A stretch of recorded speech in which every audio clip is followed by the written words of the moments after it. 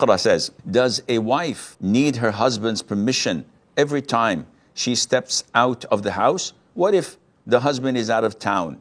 Must she call him every time to take his permission? The general trend is that a woman must deal with her husband with respect and obedience, because this is what will admit her to Jannah. The Prophet said, alayhi salatu wasalam, 4 things. If a woman succeeds in doing them, she will enter Jannah. If she prays her fard prayers, the 5 daily prayers, fasts her Ramadan, protects her chastity, and obeys her husband, she will enter paradise from any gate she wants.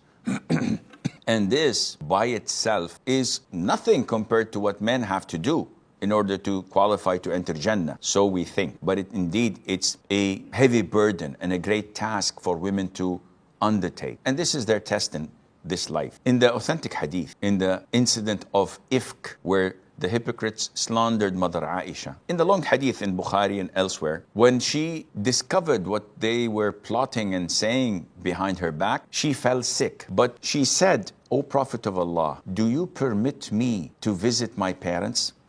This, the scholars say, is a clear indication that a woman must not leave her house without the permission of her husband. Now, generally speaking, normal husbands give an open permission. I give my wife an open permission to leave wherever she wants, to go wherever she wants. Because I trust her, I have no problem with that. However, my wife, till date, does not go without informing me, I'm going to my mom's house, I'm going to do this or that, I'm going to visit a friend. And I say, you don't have to say that to me. She said, no, I feel it's my obligation. And this is normal. But if the husband insists, in this case, yes, you have to seek his permission. Having said that, some men exaggerate and they make their wives live in a prison. So they totally force them to boycott their family. Don't go and visit your parents. You're not allowed to see your siblings. You're not allowed to go out. And the woman feels suffocated. Now, in so many cases, such relationships end up in divorce, but after it's too late, like after 20 years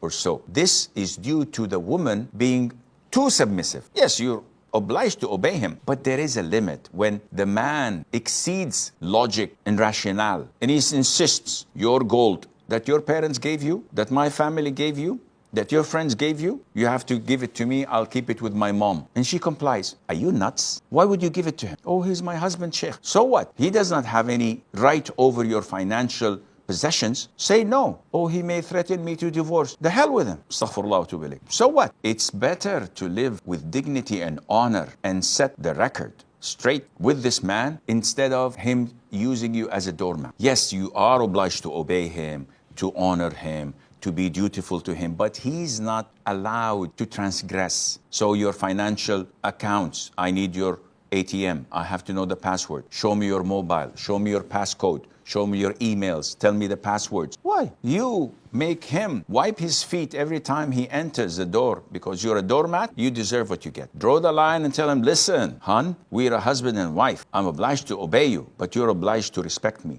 and to treat me like a woman, not like a servant or a slave. And unfortunately, we have an imbalance. And this imbalance causes a lot of such problems. So to come to answer your question, yes, you have to ask him for permission, but also you have to analyze and see how the relationship is going so that you can evaluate your marriage.